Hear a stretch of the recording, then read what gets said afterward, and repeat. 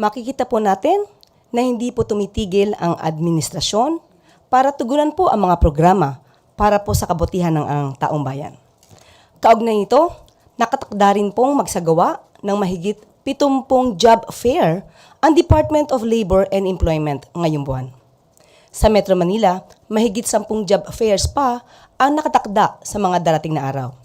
Sinisikap ng gobyerno na makapagbigay ng mas maraming trabaho para matulungan ang mga maiangat ang kalidad ng pamumuhay ng mga Pilipino. Ang schedule ng job fairs ay makikita po sa website at social media accounts ng DOLE.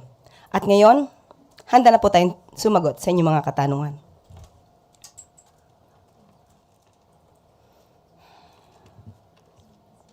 Left Narciso DZRH.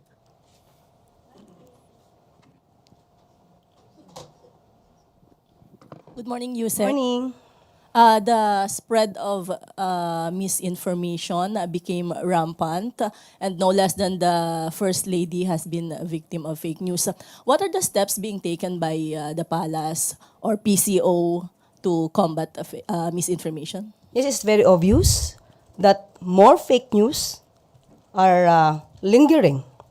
Maybe because of the present situation regarding the arrest of former President Duterte. We are taking steps like what we had last week. We had this live discussion with the concerned authorities to answer all those issues that had been raised by some people from the mainstream and also from the social media. So with this kind of projects that we have with the PCOO, like the press briefing and the live discussion, I think people will have this chance to know what is fake news and what is not. I understand NBI is making a plan of action as well as the PNP to run after fake news peddlers. Kayo po sa PCO, nakikipag-ugnayan ba kayo sa mga agency na to? Opo, makikipag-ugnayan po tayo, lalong-lalo na po talagang dumarami po ang fake news para po malihis ang katotohanan. Kitang-kita po ninyo, kahit po mismo si ES, dating ES, Medialdea, nakita po natin kung paano po ba niya nabanggit na nawawala ang dating Pangulong Duterte na yun po ay pinasinungalingan mismo ng ICC. So yung mga ganun pong mga irresponsableng mga pananalita ay dapat pong ang tao ay magmasid, mag-isip at matuto pang mag-evaluate para po hindi po nagugulo ang ating isipan at damdamin. Pero naniniwala po ba kayo it's about time na may masampulan dun sa mga nagpapakalat ng fake news? Pinag-aaralan po natin yan. Follow up to the same question. No. Eden Santos, Net25. Good morning po, Yusek. Kumusta na po si dating Pangulong Duterte? Minomonitor din po ba ng administrasyon yung kanyang sitwasyon sa The Hague at yung kanyang medical condition? Kasi po nung humarap siya sa ICC, parang medyo kakaiba yung boses niya. Ang sabi po ni Senator Bongo ay parang hindi yata binibigay yung kanyang gamot. Mm-hmm. Yan po ay kanyang opinion lamang ni Senator Bongo. Unang-una wala po siya doon sa lugar. At nadinig po mismo natin sa ICC, kay Judge Mutok, na ang Pangulo po, ang dating Pangulo po, ay yun sa mga doktor na tumingin sa kanya, ay nasa magandang kondisyon po. Mentally aware, mentally fit, at patuloy po rin na chinecheck ang kanyang kondisyon. So, kung meron po mga ganitong klaseng mga haka-haka, muli, katulad ng sinabi ni Senator ni Senator Bongo, dapat siguro ay kanya munang alamin. Alamin ang katotohanan dito bago po magbigay ng baka hindi nabibigay ang kanya mga gamot. Tandaan po natin, ang ICC po, may mga doktor po sila naka-assign dyan. Ngayon, kung araw-araw po natin i-monitor, uli sasabihin natin, wala po kasing jurisdiction na ang Pilipinas kasi po ang dating Pangulong Duterte ay nasa kustodiya na po ng ICC. So sila na po talaga ang magbibigay ng maagarang pag-check up or mag-undergo po ang Pangulong Duterte sa check up po na ibibigay po ng ICC. Pero kung mayroon pong hihilingin, of course, ang dating Pangulong Duterte, maliban po sa kanya, kahit po yung mga victims ng EJK, sila rin po ay bibigyan po ng kaukulang tulong kung kakayanin po ito. At kung ito naman po ay hindi po palalabag ng anumang batas natin. Speaking of EJK po, nabanggit po ninyo, may mga lumalabas din po sa social media na ginagamit yung mga pictures ng mga namatay na sinasabing biktima ng EJK, hindi naman po pala biktima ng EJK kagaya nung kay Aling Sheila na lumabas po sa SOCMED. Ang anak niya ay namatay under this administration kay Pangulong Marcos.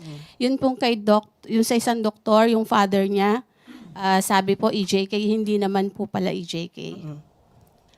Ano po ng government dito kung inaano din po natin itong mga fake news na ito? Opo. Pwede po ba din nating aksyonan yung mga ganong na sinasama po sila dun sa kaso against former President Duterte, pero in fact hindi naman po pala totoo yung mga yon. Siguro sa dami-dami po ng fake news na lumalabas ngayon, makakatulong po ang media. Lalo na po ang mainstream media. Tayo na po ang magsabi kung alam niyo po na peke ito. Kayo na po mag-fact check.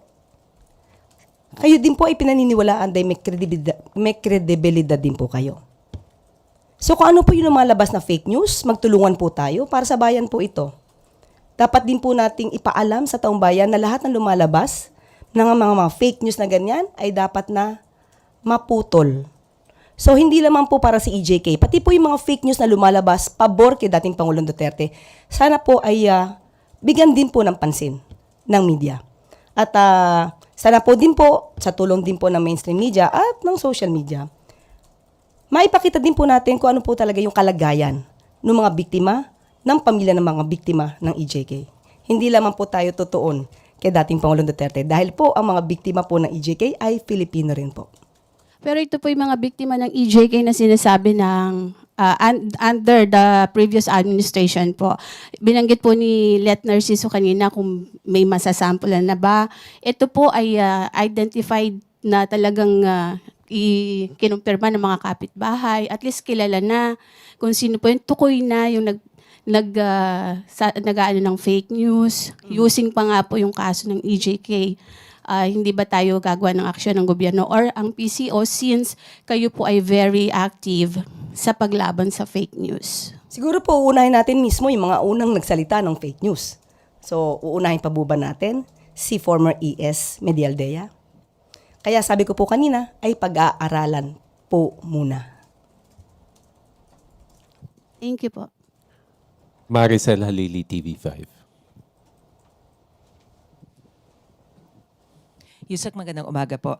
May we have the palace's reaction on Mayor Baste's statement over the weekend saying na walang utang na loob si Pangulong Marcos kasi parang nakalimutan na yung tatay niya, yung nagpalibing kay former President Marcos Sr. sa libingan ng mga bayani. Your thoughts on this, ma'am? Yes, opo. As early as 2016, dati pa pong senador ang Pangulo ngayon. Nagpasalamat na po ang Pangulo, 2016 pa po, sa Supreme Court na nagbigay ng desisyon na dapat ilibing ang kanyang ama sa libingan ng mga bayani. Nagpasalamat din po siya. At babasahin ko po ang mensahe. 2016 pa po ito na magpasalamat ang dating Senador Bongbong Marcos. And I quote, "We also would like to extend our sincerest gratitude to President Rodrigo Duterte as his unwavering commitment to this issue sustained us this past several months. Our family will forever be thankful for this kind gesture." Noon pa po sila nagpasalamat. At sinabi nga nila, forever silang tatanaw ng utang na loob sa napakagandang gesture ng dating Pangulong Duterte. Pero ang pagtanaw po ng utang na loob ay hindi dapat madiskaril at hindi dapat magtraidor sa batas at sa hustisya. Ginamit mo ni dating Pangulong Duterte ang batas. Ito po yung nauugnay sa RA 289 patungkol po sa pagpapalibing sa libingan ng mga bayani at sinusugan po ito ng Presidential Proclamation 208 ni dating Pangulong Marcos. At mayroon din pong regulation ang AFP G-161-373 na kabilang ang Pangulo or Commander-in-Chief na entitled to interment at dalibingan ng mga bayani. Lahat naman po ito ay may basihan nung isinagawa ni dating Pangulong Duterte. Ang pagpapaaresto naman po o pagsusurrender kay dating Pangulong Duterte sa ICC ay meron din pong kaugnayan na batas at meron po tayong sinusunod na commitment para sa Interpol. Ngayon, hindi po dapat mahinto ng utang na loob ang pagpapatupad ng batas. Hindi po dapat traidorin, katulad ng aking sinabi, ang pagpapatupad ng batas, ang pagpapatupad ng commitment with the Interpol. Hindi po dapat na dahil lang kaibigan o dahil naging kasama, hindi na po tutuparin ang batas at tatraidorin na po ang konstitusyon dahil lamang sa utang na loob. Dahil basta sinasabi ito ni Mayor Baste Duterte ng tanong ng utang na loob, ito po ba yung ginamit kaya ng dating Pangulong Duterte nung i-appoint niya ang isang Chinese national na si Michael Yang bilang kanyang economic advisor? Hindi po ba ito pagtataksil? Dahil isang Chinese national ang in-appoint bilang economic advisor. Dahil din po ba ito sa utang na loob? Tanong lang po yan. Ma'am, is Malacanang or hindi po ba concern ng Malacanang with what's happening in Davao considering the huge support that Davao is giving to the former president? Ang mga taga Davao po ay Pilipino rin. Of course, tayo lang po, pati po ang palasyo, ang Pangulo, ay concern po sa nangyayari sa Davao. Pero ang tangi lamang po nating hiling ay sana po ay maging mahinahon at alamin po ang katotohanan. Yun lamang po, hindi po ba nagkaroon ng pagsasabi itong si Mayor Baste na sila daw ay i-raid yung kanilang bahay. Again, ito po ay walang katotohanan. Tinanong po natin si General Torre patungkol dyan kung mayroon pong operasyon ng pag-raid sa bahay. Kasi yun po yung sasabi nila palagi. Can we consider this as fake news? Can be. Uunahin ba natin sila idemanda dahil nagpakalat ng ganito? Pag-aaralan. Pero, nung sinabi po ni General Torre na walang ganong operasyon, hindi po ba ang sinagawa nilang pagsasabi na may pagre-raid ay nakagulo sa isipan ng mga taga Davao City? Sana po, yung mga kababayan po natin, lahat po tayo dito ay Pilipino. Magmasid lang po muna tayo. Yun lang po ang tanging hiling natin. Okay? Sige. Ivan Mayrina, GMA News. Related question, ma'am. Yes po. At what point does the government draw the line between free speech and inciting to some, maybe rebellion or sedition or overthrow of government? Yes. Kasi ho, may mga words were uttered in those many gatherings over the weekend. Minura po ang Pangulo, may mga maanghang na salita. At what point does the government draw the line? As we can say, the President is not onion-skinned. Okay? Usually po, hindi po siya nadadala ng ganyan. Pero, kapag ka po, nandun na po yung elemento ng inciting to sedition, which is,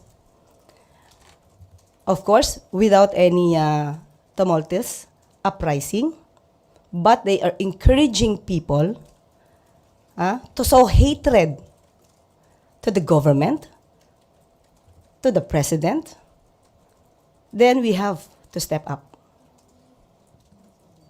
How? by filing cases, complaints.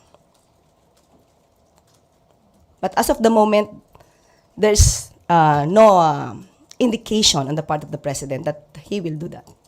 And is it a cause of concern for the president na marami, hindi lang ho Davao, marami hong mga lugar sa buong bansa na nagkaroon ng similar protest actions? Hindi po natin mawawala sa kanilang damdamin. Kaya po ay normal dahil po may naging pangyayari sa kanilang malamang iniidolo at panatiko po sila ng isang leader. Hindi po natin pipigilan ang ganilang pagsasabi ng kanilang mga damdamin. Huwag lang po sigurong lalagpas na magkakaroon po ng alarma at masasabi po natin na yan po ay sedition or inciting to sedition na po. Thank you. Ace Romero, Philippine Star. Yusek, the president's sister, Senator Amy Marcos, said she would seek a probe into the arrest of the former president. What's Malacanang take on this? Wala pa po, hindi pa po namin napag-uusapan yan. Pero kung yan po ang nais ni Senadora, she's free to do that. Will Malacanang be ready to send representatives in the event that such an inquiry pushes through in the Senate? If necessary.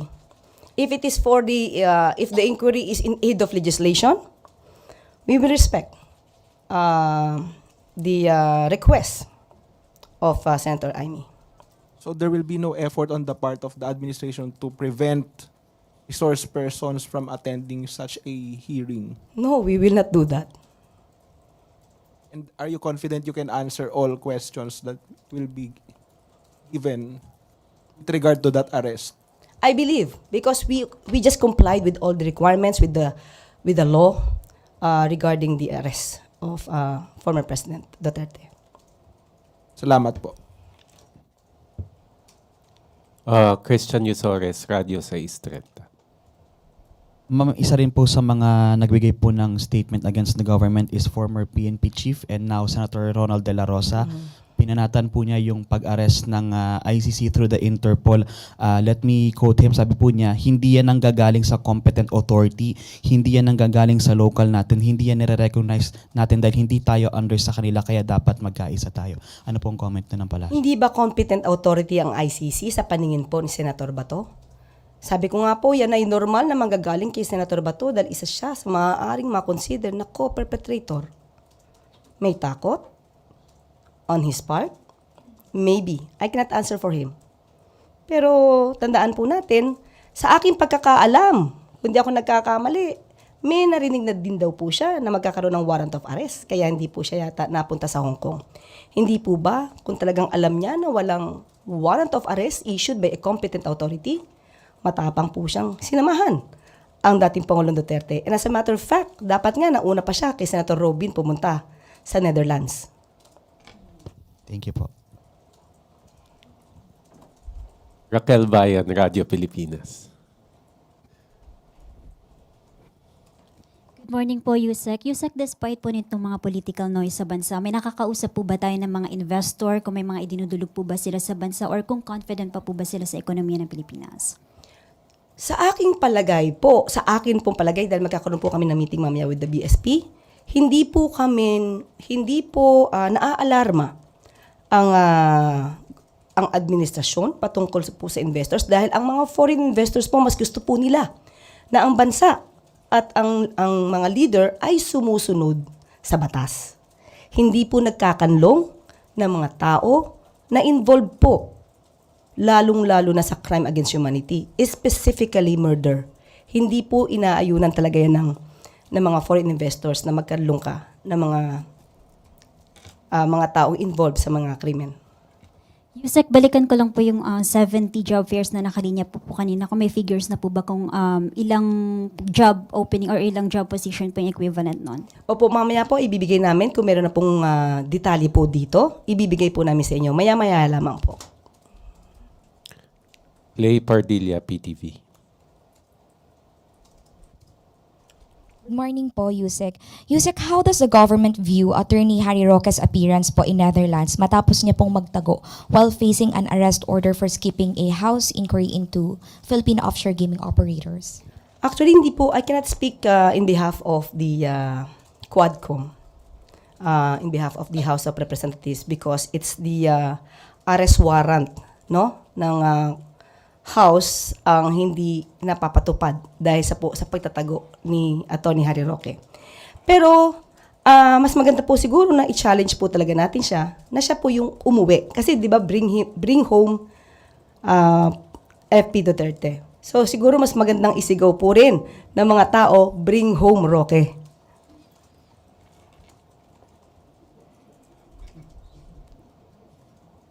Nel Maribohok, UNTV.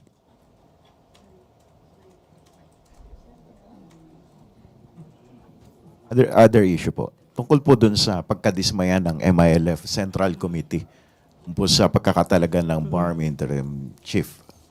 Dahil sinasabi nila na may paglabag daw po ito dun sa Bangsamoro Organic Law. Sinabi naman po nung mga tao na umaten po doon sa MILF Consultative Assembly na meron pong prerogative ang Pangulo na mag-appoint po ng interim chief minister. Sa ngayon po, bagong-bago po, ang hiling po natin sana po sa pamunuan po ng MILF, ay bigyan po muna natin ng chance. Kapag ka po hindi naging maayos ang magiging pamumuno po ng bagong na-appoint na ICM, maaari po nating pag-usapan muli ito para po sa ikagaganda po, no? Ng nasabi po nga Bangsamoro. Hindi po ba And nababahala? MILF. Opo. Hindi po ba nababahala ang palasyo na maaaring makompromiso yung peace agreement dahil po dito? Hindi naman po, dahil sa maganda pong pag-uusap yan. Sabi nga po natin na since may prerogative po ang Pangulo na mag-appoint, bigyan lang po natin ng chance. Kapag ka po merong hindi naging magandang pangyayari, then that's the time na the President will make an immediate action. Thank you po. Eden Santos, Net 25. Yusek, yun pong pagkaka-aresto ni dating Pangulong Duterte, tatlo po sa alyansa senatorial candidates ang medyo dismayado po.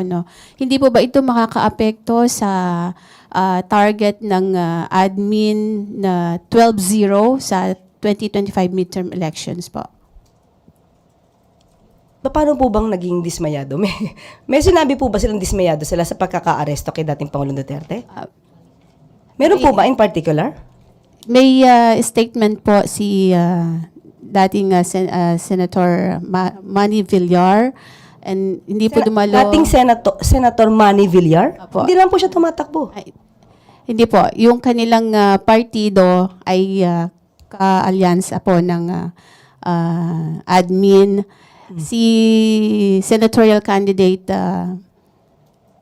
Camille Villar, si senatorial candidate Pia Cayetano, and senatorial candidate Amy Marcos po ay hindi dumalo sa last campaign sa Tacloban, sa Leyte po, dahil dun sa hindi po hindi nila nagustuhan yung or nalungkot sila dun sa pagkaka-aresto kay PRRD.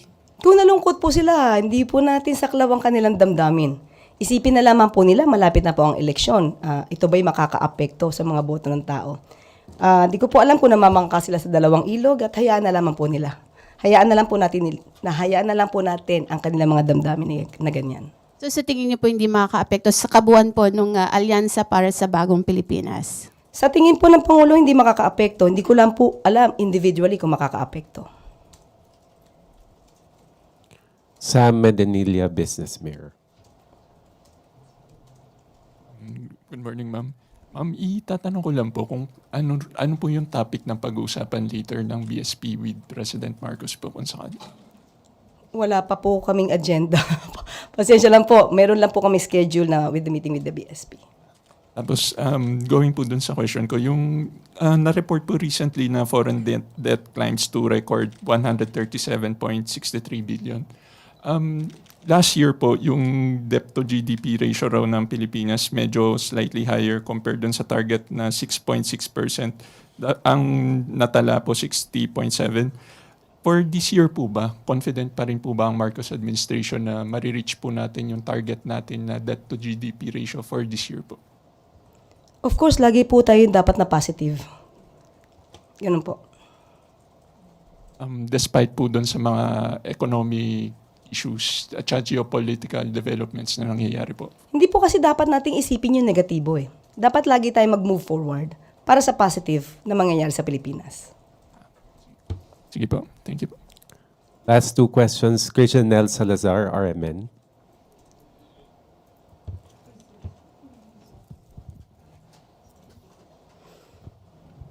Good morning po, Yusek.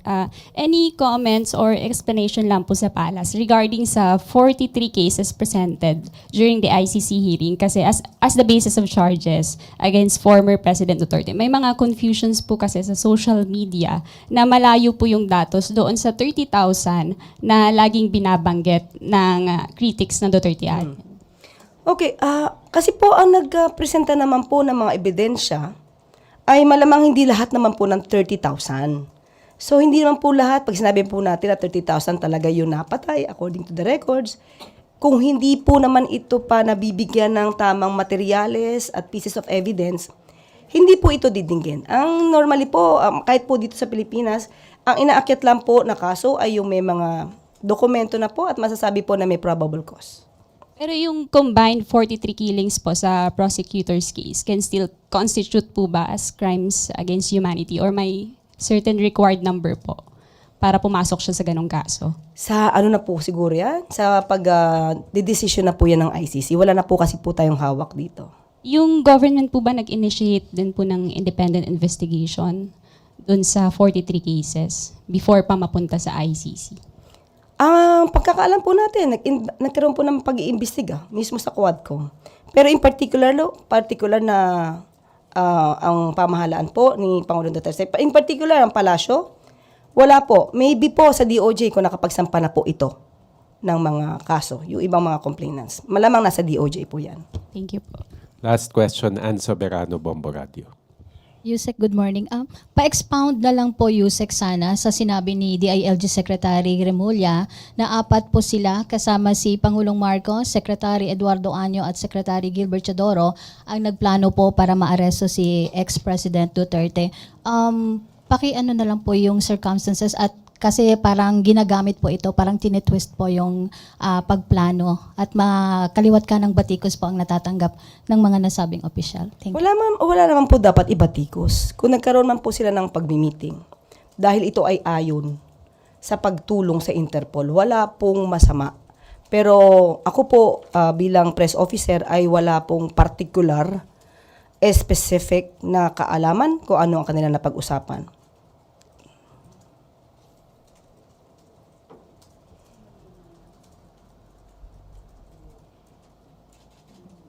Okay na po. At dito na po nagtatapos ang ating briefing. Maraming salamat, Malacanang Press Corps, at magandang tanghali para sa Bagong Pilipinas.